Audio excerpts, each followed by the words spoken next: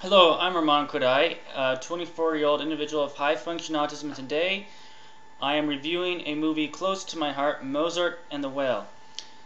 Mozart and the Whale is for the most part, a really good look at autism.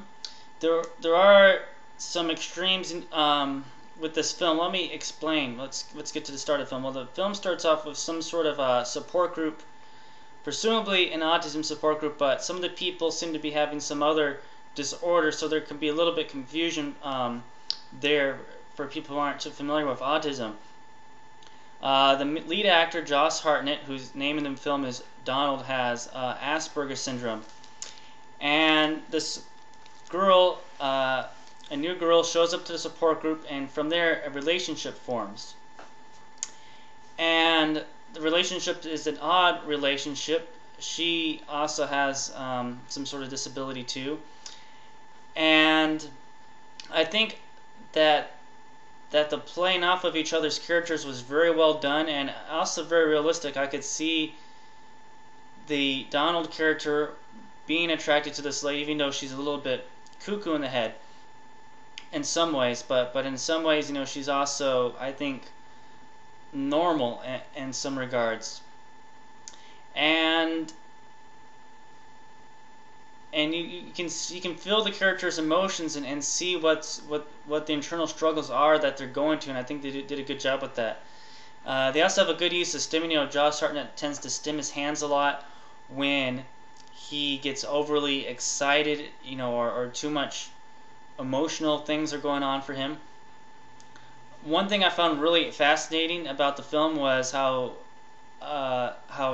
Josh Hartnett is very attracted to numbers, and that he keeps on making numbers in his mind, especially with license plates. Now, in the film, a lot of things that would be internal are, of course, externalized and explained, and the bad thing is it kind of makes it seem like this is how autism is like, you know, like from the outside, but a lot of it's actually inner activities that are being portrayed on the outside. So some of the things are a bit exemplified and a little bit more extreme than they would be in real life, but it's Hollywood, and I guess you got to try to portray something for people to kind of get an idea of what it's really like. So the license plate thing is interesting because sometimes when I'm driving, I'll notice the license plates and I'll start adding numbers, multiplying numbers, and doing things like that, just for the heck of it.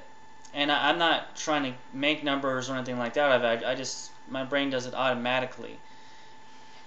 So moving forward, another thing that I really found interesting about Josh Hartnett, and I used to have this problem, but I don't.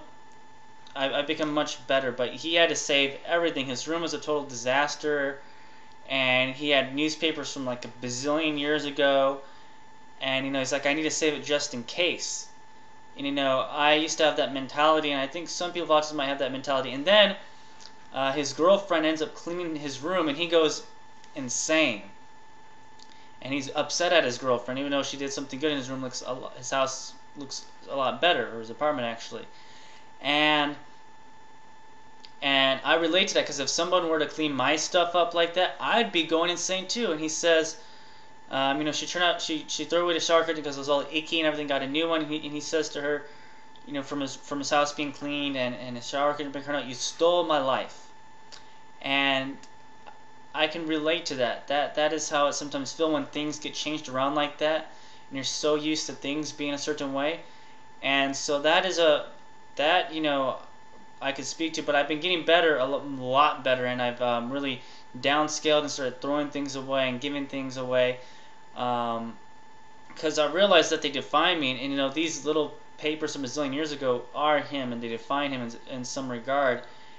And so it's very fascinating. Overall, the film, like I said, has a bit extremes, and I think the support group kind of muddles things up a little bit. You know, I would have preferred just to see the two characters focused on. You know, I run a couple of autism groups, and so it was interesting. I would have just preferred, like I said, to see the relationship between Josh Hartnett and the female character. I don't know who plays her, but her name in the film is Isabella. And or actually Isabel, not Isabella. So overall, the film is very good, but like I said, over the top at times. Some things are internalized and not externalized, but you know, it does a good job of explaining things to some regards. So I give it an A, maybe an A minus for not being perfect, but you know, the film is trying to do a lot, and it was one of the first films of its kind to come out like that, aside from Rain Man, which is a little bit, you know, too much. This was more realistic. So it's a good film, and you should watch it. So thank you very much, and I wish all of you a great and awesomely day.